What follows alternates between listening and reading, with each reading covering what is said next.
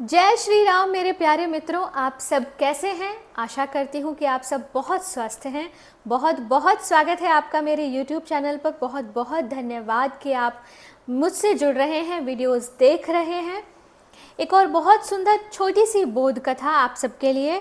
बोध कथाएं वो कथाएं होती हैं जो एक सीख हमें देती हैं, एक ऐसी सीख जो हमें अपने जीवन में उतारनी चाहिए। इस बोध कथा का शीर्षक है कि हठ और लगन से सब कार्य सिद्ध होता है। बात कुछ इस प्रकार है कि ठाकुर रामकृष्ण परमहंस एक बार अपने भक्तों के बीच हठ कैसे होता है यह समझा रहे थे। इसके ऊपर एक कहानी सुना रहे थे।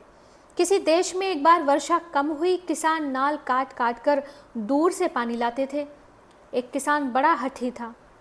होता है कोई मतवाला जो हठ पकड़ता है और वही बदलाव लाता है। उसने एक दिन शपथ ली कि जब तक पानी ना आने लगे, नहर से नाली का योग न हो जाए, तब तक बराबर नाली खोदूंगा। उधर नहाने का समय हुआ। उसकी स्त्री ने लड़की को उसे बुलाने के लिए भेजा। लड़की बोली, पिताजी दोपहर हो गई, आपने कुछ खाया भी नहीं, चलिए आपको माँ बुलाती हैं। उसने कहा, तू चल, मैं अभी आता हूँ। दोपहर ढल गई, शाम हो गई, पर वह काम पर डटा रहा, नहाने का नाम न लिया। तब उसकी स्त्री खेत में आकर बोली, नहाओगे कि नहीं, रोटी ठंडी हो रही है, तुम तो हर काम में हठ करते हो। काम कल करना या भोजन के बाद करना।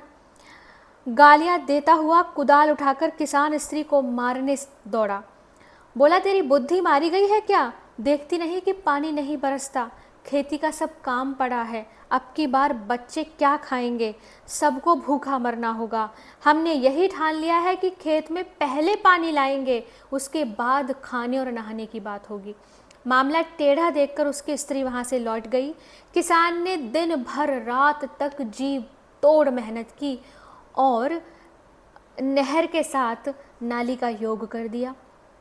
फिर एक किनारे बैठकर देखने लगा कि किस तरह नहर का पानी खेत में कल कल स्वर करता हुआ आ रहा है, और उसका मन शांति और आनंद से भर गया। घर पहुंचकर उसने स्त्री को बुलाकर कहा कि ले आप डोल और रस्सी। स्नान भोजन करके निश्चिंत होकर फिर वह खर्राटे लेकर चैन की नींद सोया।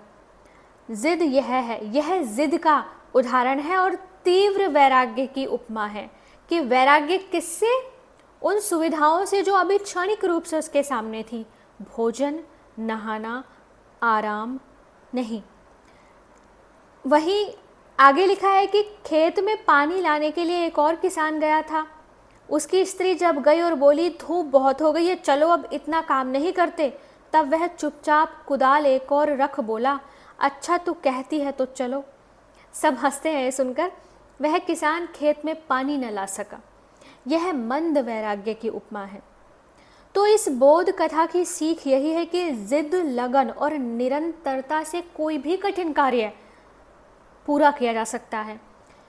किसी भी कार्य को करने में छोटा हो तो छोटी चुनौतियां आती हैं, लेकिन थोड़ा बड़ा हो तो बड़ी चुनौतियां आती हैं। हठ वह योग्यता है जो उस कार्य को पूरा करने में मदद करती है।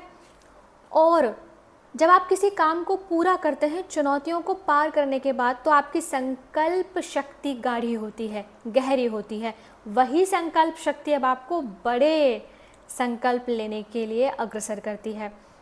हठ योग का भी आपने नाम सुना होगा, जिसमें हठ योगी आसनों को सिद्ध करते हैं, हठ पूर्वक कई घंटे आसनों का अभ्यास करते हैं।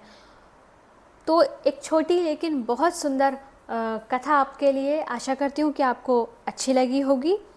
तो अपने कार्य में आने वाली चुनौतियों का सामना करें। एक बार यह संकल्प लें कि मुझे कार्य पूरा करना है, इसे पूरा करने के बाद ही मैं कुछ दूसरा देखूंगा। जय श्री राम।